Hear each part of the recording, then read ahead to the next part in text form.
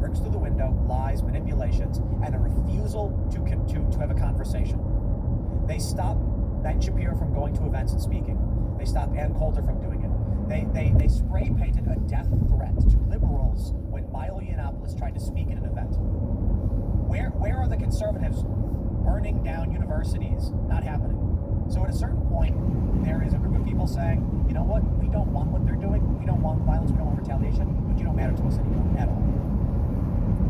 I don't know. Matt definitely seems concerned. If they didn't matter to him, he wouldn't have responded.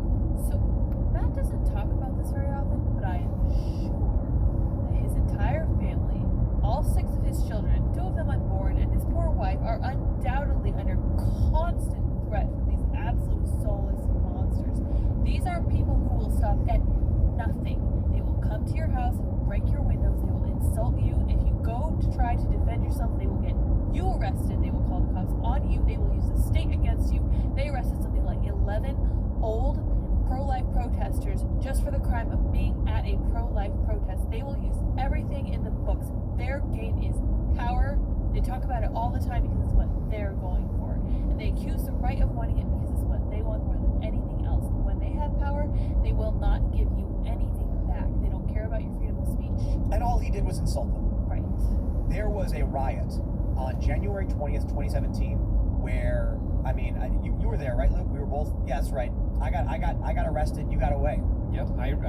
There's a huge line of riot cops. I pushed right through them, and got pepper sprayed right in the face. They were forming a line, and so I flanked left to try and get away out of the rioters. Luke went forward, and then the cops boxed in the left area, and then all the rioters surrounded me. But I ended up getting out because I had a press credential. These people, not only did they have the charges dropped after they were smashing windows and setting fire to vehicles, they destroyed the livelihood of an immigrant who had leased a limo to run a company as a driver. They set his limo on fire. Cops were unable to do anything about it. These people got arrested, and then after they were released and the charges were dropped, they filed a lawsuit against the city and won, and the city paid them money. And that's what we've been dealing with for what, a decade now? So for the longest time, you don't see, there is a 0% probability that Matt Walsh's followers storm a university to shut down these speakers. And that's actually really funny, because Matt says, I'm trying to stop you from harming kids, and they won't even protest, to a certain degree. So obviously there are people that are going out and protesting. What I'm saying is, on the scale that the left is engaged in this level of violence, the right goes nowhere near. And all we're getting is Matt Walsh being like, you are sick degenerates. And you are saying like, oh, that's bad, he shouldn't do that. Okay, well, I can certainly understand why you feel that way, but you should understand why people are like, they burned down a building and we've insulted them, and you're mad at him. If you want to disperse a mob, you got to shake one individual up psychologically. Yelling expletives at the crowd doesn't fix the problem, which is the mob is insane. And this is the point. You take one of them, you make an example out of them by basically humiliating them in front of the crowd, and the crowd's like, oh, I don't want to be associated. When they refuse to come on these shows and have conversations? You make an internet video directly to Oh, you. come on. Yeah, but Ian, you're sort of saying, like, don't be mean, but then be mean. I'm not saying don't be It's mean. not just that, it's like you're saying scream into the wind. No, you make an internet video, especially you right now, you make an internet video talking to They like don't Joe Biden. watch the videos. Oh, you don't know that, dude. I do They know it If because- someone hears their name on the internet, they're going to that video. What they do, and this is like, the perfect example is the Young Turks, instead of actually watching the segment, or maybe they do, they just watch a clip from some propaganda channel, or at the very least, they watch it and then lie about it. Like every single time the Young Turks has done a segment about something I've said, they've lied about what the context of the conversation was. For example, we had a conversation recently where I said something to the effect of, I'm sure most women are happy to have careers and engage in work. I'm sure some of them, however, probably end up regretting it, wishing they had families. And what they did was they took that, twisted it, and claimed I thought I was saying something like women just want to be wives and have babies, which is not what I said. Didn't They Shank just like lied, approach you one time? screaming at me and Yeah, what was that? lunacy. Why? Nuts. They made a smear piece about Dave Rubin, and they put my name front and center for some reason.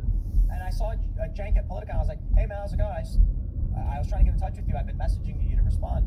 But you guys put up a video that like it was about Dave Rubin or something, but my name was on it.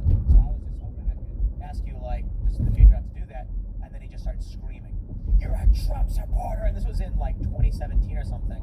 just started screaming at me. I don't even remember what he was saying at the time, and I was like, why are you yelling at me? And then a bunch of journalists ran up and started filming, and they're like, what happened? I'm like, I have no idea. I was like, dude, went nuts, started screaming at me. These people have lost their minds, dude. I've known Cenk for a long time. I remember seeing him at VidCon and being like, hey, I was gonna shake his hand. I've been in a show a couple times. And then one day I go up to him and I'm like, hey, you guys did like, they were making fun of Dave Rubin or something. And they used a report that had Tim Pool in their thumbnail, like right in the middle.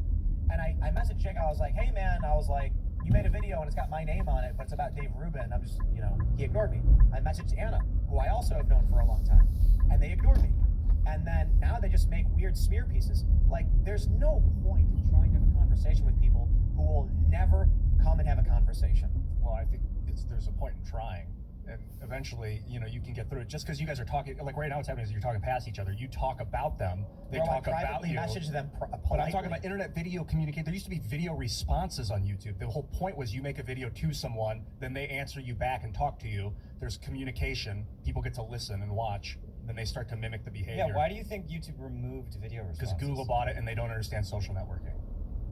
Well, that's how Ian and I first met. I did a video response to Ian. That's how we first met. Look, man, knowing these people for like a decade, and then one day Ian screaming in my face in public, and my response to that is still consistently to politely invite him for a conversation. You said Ian. Cenk? Cenk, sorry.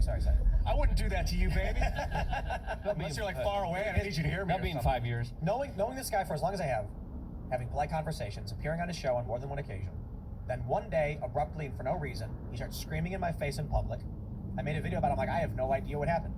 I have no idea why he's screaming at me. I'm not Alex Jones. I don't have any beef with him. I've never argued with him before. I've never had a negative word about him. He just started screaming at me in public.